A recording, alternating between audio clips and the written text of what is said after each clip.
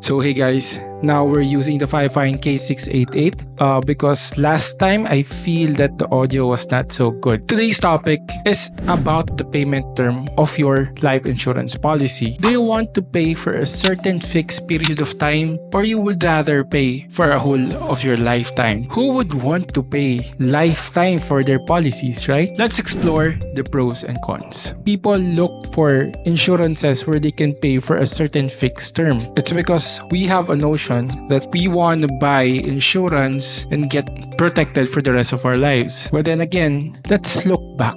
If you have a car, you won't get car insurance that will last a lifetime, right? Because if there's such kind of a service, the premiums would be so high. How about insurance for your gadgets? Let's say your iPhone, your MacBook, your Samsung Galaxy Ultra S24.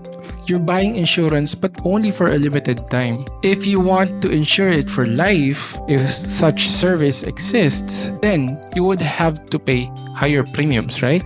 Following that logic, we have a pricey item, a MacBook, an iPhone, a car. Now, which do you think has higher value? Is it those gadgets or your life? Alright, so obviously it's your life that's most precious to you, right? And then the lives of those around you, those you love. So if you're going to insure your iPhone, your MacBook, maybe your car, and you're ready to pay the premiums for a certain fixed period, you should shift your mindset as well. If you want to insure yourself, you would have to pay premiums as long as you're insured. Now let's talk about the value of your life.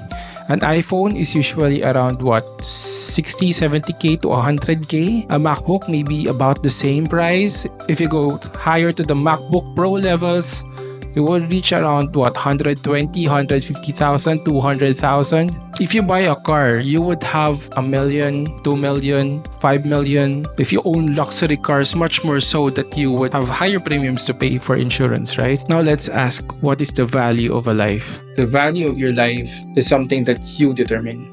No one else can actually compute for you how much your life costs. However, if you want a general rule on how you would compute it, let's look at the income projection that you can create during your lifetime. Let's say you're earning 100,000 a month. That's 1.2 M a year. That's 12 million in 10 years. That's 24 M in 20 years. So if that is the value of your life, then that should be the sum assured, so that when you lose your life, the people who will stay and have to live and continue living even when you're gone will still have the value that you left for them. Another way to compute the value of sum assured that you would have to get is how much your monthly expenses are. If your family spends 50,000 a month, you would have to have 18 million for the next 30 years so that your family can sustain a lifestyle of 50,000 a month. So that should be your sum assured, 18 million. There are other multiple ways to compute sum assured, but maybe I'll explain it in the future.